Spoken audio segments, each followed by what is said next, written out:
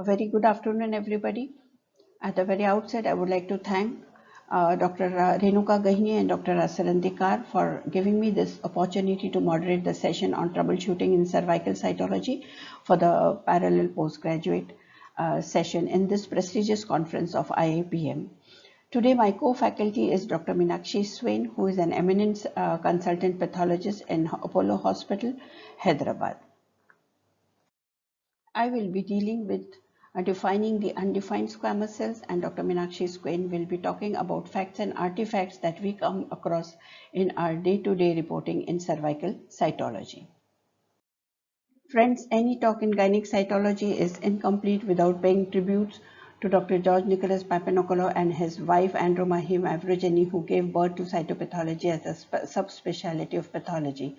This scientist couple was bestowed with many awards and accolades for their untiring efforts in this field, but the highest honor came in when the scientific community at large decided to name cervical cytology as the Pap smear. Not only the Pap smear, but also his reporting categories, that is classes 1 to 5, were adhered to for almost 4 decades.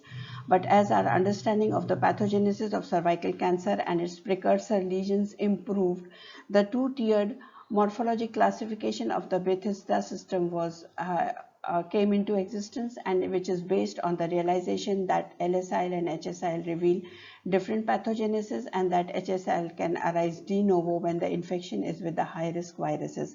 I have separated the two diagrams on the screen to emphasize this fact. The success of Pap smear heavily depends on mastering the technique of collecting cervicovaginal smear. Although this is the domain of the gynecologist, it can also be mastered easily by we pathologists.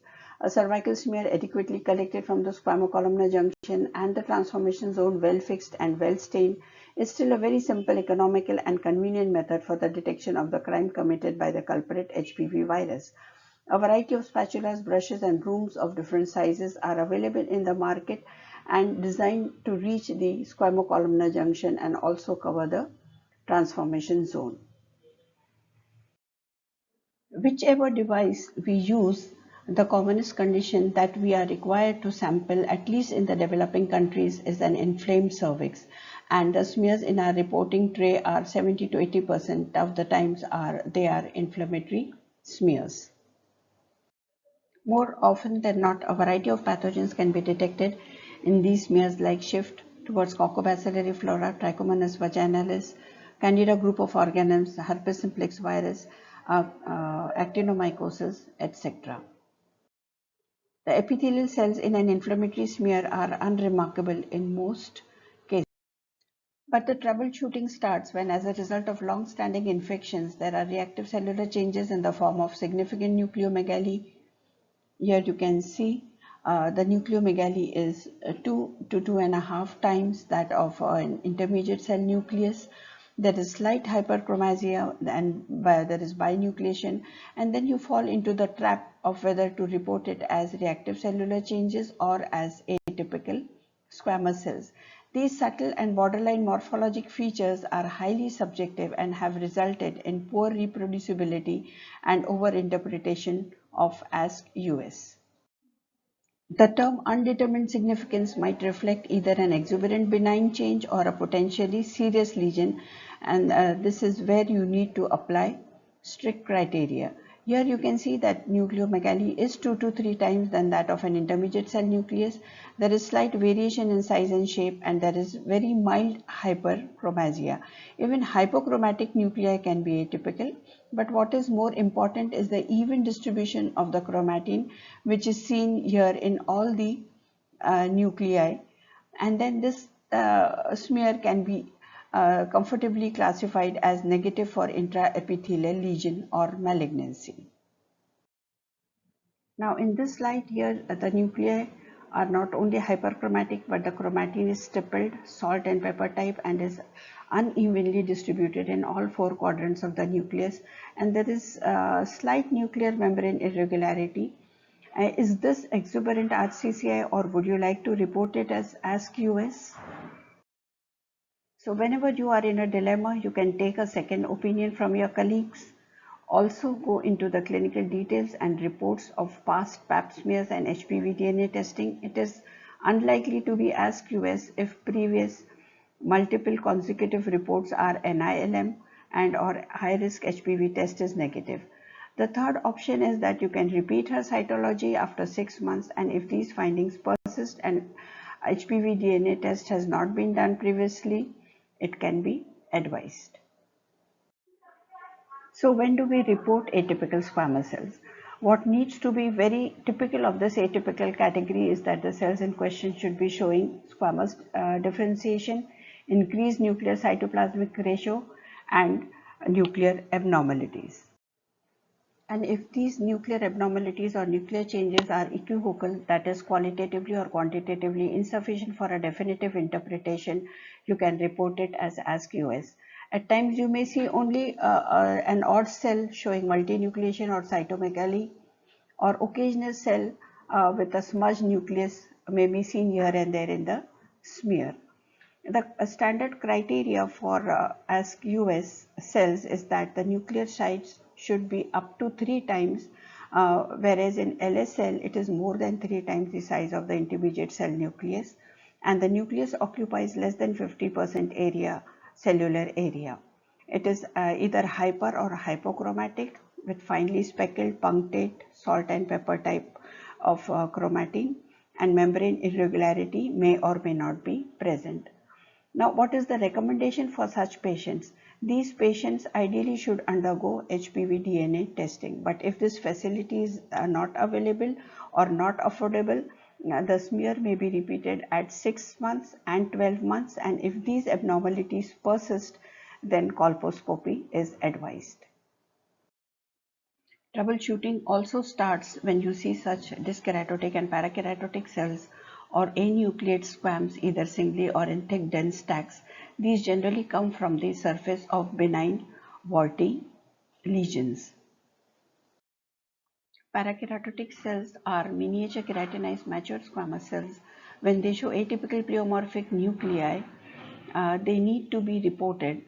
In patients with a lot of hyper and parakeratosis, the true lesion may be camouflaged. In such cases, 2 smears in succession may help. You can immediately advise a repeat smear. Dyskeratotic cells are less mature cells with abnormal keratinization. There are changes in tinctorial characteristics, and abnormal shapes like fiber and tadpole cells can be seen. So in such situations, what would you do? Would you report it as NILM? Definitely not.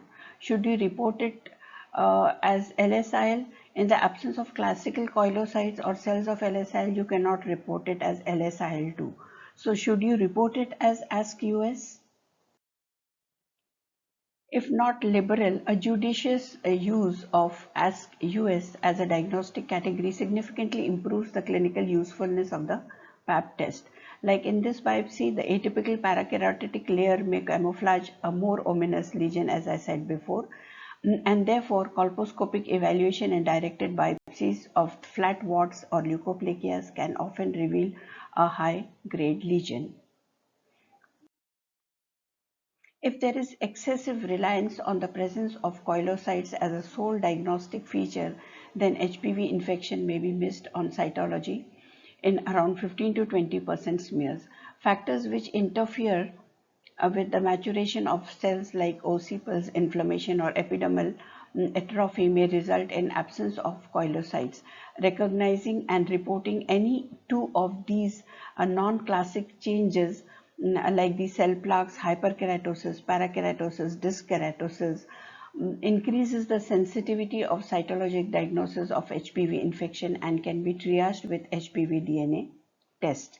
Reflex HPV DNA testing provides a safety net against false negative cancer screening results, and it is positive in around 40 to 50% of ASC-US cases. Till now, we saw that the nuclear features or nuclear atypia create dilemmas. But one more feature that is a troubleshooter is the incomplete or partial cytoplasmic clearing or haloing that is suggestive but not diagnostic of coilocytosis. Here in this field, you are seeing a cluster of cells and the cells are showing partial cytoplasmic haloing along with nuclear abnormalities. The differential diagnosis of perinuclear halos includes navicular cells, reactive or inflammatory changes associated with Trichomonas vaginalis infestation, atrophic epithelial changes, immature squamous metaplasia, and these are navicular or intermediate cells that under prolonged progesterone stimulation give a halo-like appearance, and these pale glycogen-filled diffuse clear areas of cytoplasm should not be confused with perinuclear halos of koilocytes, because the cavity of these cells is not sharply defined, it is not optically clear, and it is not associated with thick dense wire looping, and most importantly the nuclei look normal and are not atypical, as you are seeing in the center picture, that are true koilocytes. Cytoplasmic vacuolation from other causes like inflammations, especially associated with Trichomonas vaginalis infestation, also known as the trick halos, occupies only 1/3 area of the cytoplasm and is around the nucleus. In this picture here, although there is binucleation, this non-specific perinuclear halo is without sharp margins or nucleomegaly, and atypia is not seen. And an important clue is that the small perinuclear halos tend to affect, if not all, most of the cells in the smears. As you are seeing here, majority of the cells are showing this variable sized perinuclear halos. Vacuolar degeneration of the cytoplasm can sometimes mimic koilocytes, but you can see even the nuclei are showing degenerative features in the form of swollen pale nuclei, and these can be sometimes misinterpreted as koilocytes. Metaplastic cells sometimes have an attenuated pale staining endoplasm with a relatively dense cytoplasmic rim, but the nuclei are normal, and also these are of the size of parabasal cells, while koilocytes are more mature squamous cells, that is superficial or intermediate type of cells with all nuclear abnormalities. Till now we were on a morphological journey trying to handle the troubleshooting created by exuberant reactive cellular changes, ASCUS, and non-classic features associated with HPV infection. Just to summarize the classical features of LSIL that encompasses both HPV infection and CIN1, I would like to emphasize that although the koilocyte is the hallmark of HPV infection and its presence alone is the telltale evidence of this infection, one must understand that even CIN1 is induced by HPV virus, but it takes a morphologic backseat after inducing the lesion. In the absence of classical koilocytes, it is almost impossible to differentiate HPV infected cells from cells originating from CIN1 lesion on cytomorphologic grounds alone. And this is the reason why that HPV and CIN1 have been clubbed in LSIL, and this distinction is no longer meaningful clinically. It is very common to see metaplastic cells in an inflammatory smear. Why? Because we as pathologists best know that inflammation and repair go hand in hand, but metaplastic cells at times make you stand still on the crossroad. Here, what is different about these metaplastic cells? They are slightly more mature cells and of the size of the intermediate cells, whereas here they are more in keeping with the parabasal type of cells. But more significant change is the nuclear enlargement by nucleation and nucleomegaly, and increase in the NC ratio. A nuclear to cytoplasmic ratio of less than 50%, smooth nuclear contours, and even distribution of chromatin all favor a benign process or reactive cellular changes associated with repair. But at times you see such disorderly clusters and sheets of cells or syncytial clusters with anisonucleosis and worrisome hyperchromasia.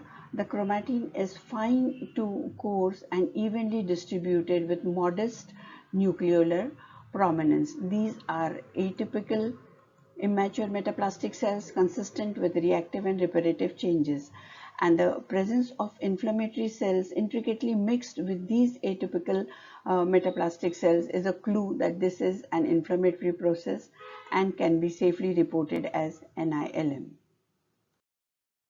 These metaplastic cells are showing a higher NC ratio with hyperchromatic nuclei and smooth nuclear contours. These cells create a confusion whether to report them as ASC-H or cells from HSIL. But if you carefully apply criteria, this you see that is a flat sheet of cells without much overlapping and is not a syncytial cluster as we get in a classical HSIL. And even the polarity of the cells is maintained within the sheet. However, the nuclear atypia is much beyond that of atypical repair. In this smear, you can see the cells are more mature looking, have a higher NC ratio, maybe more than 50% area of the cytoplasm is occupied by the hyperchromatic nucleus. So, what would you like to report this as? Would you report it as NILM? Certainly not. Should you report it as HSIL?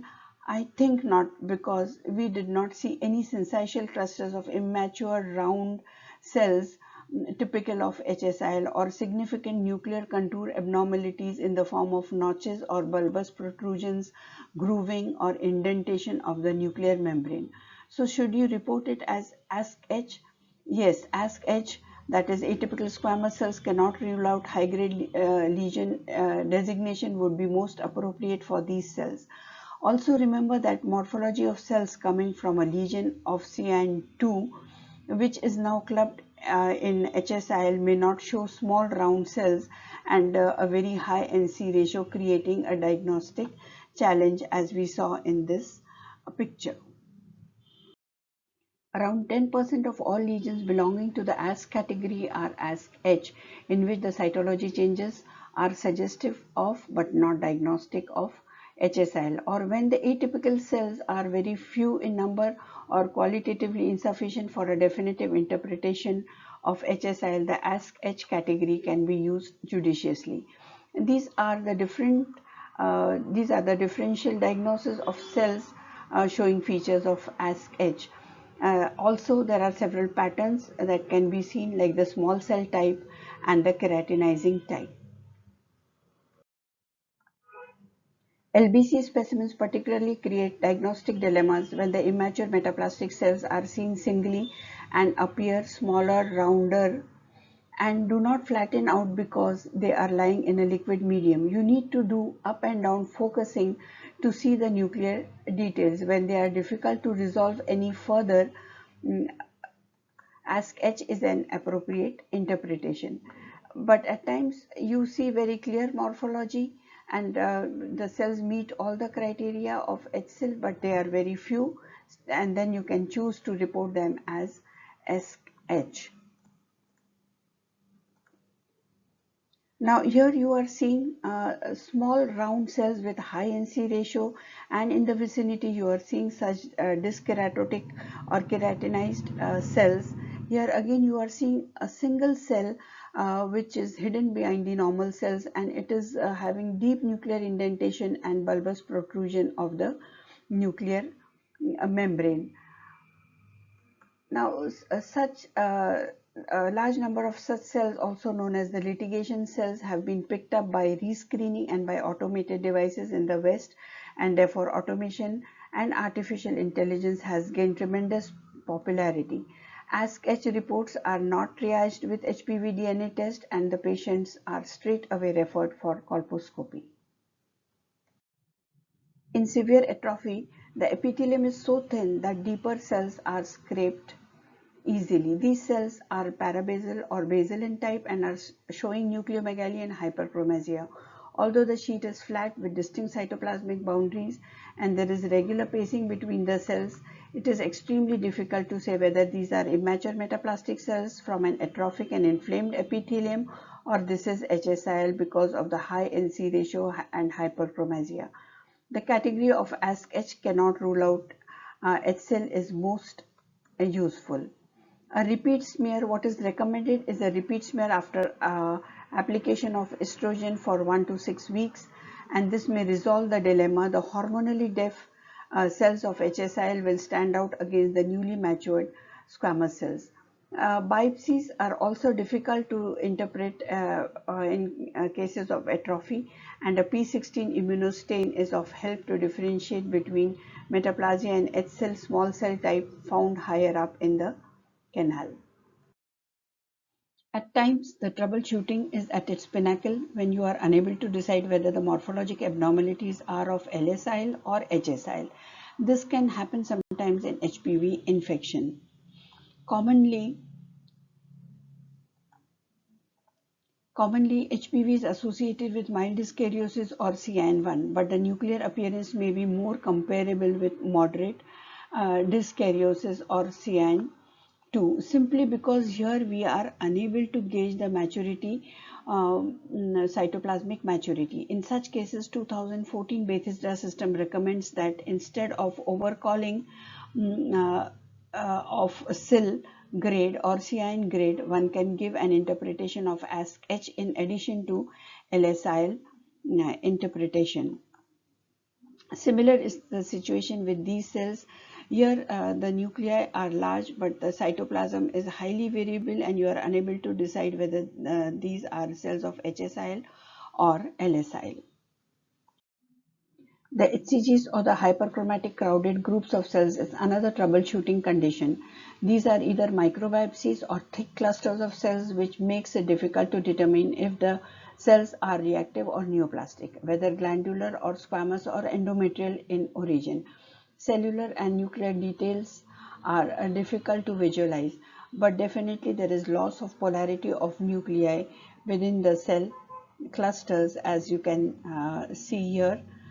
There is marked hyperchromasia and isonucleosis and a chaotic arrangement within the cell cluster. Here also you are seeing significant loss of polarity. In this cluster sheet, there is partial maintenance of the stratification of the cells. These cell groups are more small and round and can favor a glandular or an endometrial origin. An unavoidable cause of thick cell fragments is vigorous scraping with sampling devices like the brushes and brooms. These devices will often pull out aggregates of cells of HSIL from the surface or from endocervical glandular crypts, yielding three-dimensional clusters or hyperchromatic crowded groups of abnormal immature cells. These brushes can often retrieve cells also from the endometrial lining of the lower uterine segment. The nuclear details of cells protruding out from the periphery of these clusters give you some clue to the nature of these cells, whether you can report them as cells of HSIL or simply report it as ASK-H. Who is responsible for all these gray zone lesional dilemmas? Really speaking, the problem is not of the reporting cytologist, but by and large, the problem is with the clinical situation. For example, a chronically inflamed cervix or chronic cervicitis, as you can see in these pictures, is a challenge for the colposcopist as well, as the lesion itself may not show striking and diagnostic features. For example, in this healing erosion, there is a variable intensity of acetowhitening because of inflammation and repair and metaplastic epithelium, as compared to this out and out CIN1 lesion, which is densely acetowhite and has sharp margins. So when the colposcopic findings are ambiguous or evasive, that is when equivocal cells and tissue biopsies walk down in our reporting trace. In order to increase the sensitivity and the diagnostic accuracy of the pap smear, quality control measures should be followed in all laboratories as a part of the quality assurance program, and this can be achieved either by reviewing these slides by a second cytotechnologist and or cytopathologist, also by calculating the ASK-US cell ratio, correlating the ASK-US cases with HPV positivity rates, and correlation of ASK-US cases with the results of colposcopically directed biopsy. I hope that I could bring home the key points that help you make a decision while framing a cytology report, and especially the general categorization of a smear. By and large, the challenges are related to atypical squamous cells, which constitute 4 to 6% of all the smears reported in any lab. The rate of HPV DNA positivity in overall ASK is 15 to 40%. And the ASK US cell ratio, as I've told you before, also should be 2 to 3 is to 1. The cells in ASK-US, they are mature or mature metaplastic, whereas they are immature metaplastic cells in ASK-H. 90 to 95% of all ASK are ASK-US, and around 10% of all ASK are ASK-H. Go for high-risk HPV testing if the patient is having ASK-US, and especially in women more than 25 years of age. Here, if for women with ASK-H report, should go for colposcopy directly. The risk of HSIL is 18% in ASK-US and 45% in patients with ASK-H reports. HPV DNA positivity is 50% with ASK-US and 30 to 40% with ASK-H. And women who are less than 25 years of age, cytology should be done at 6 and 12 months if ASK-US is being reported. But for ASK-H, the patient goes in for colposcopy, and if colposcopy and directed biopsy is negative, HPV DNA test should be done at 12 months.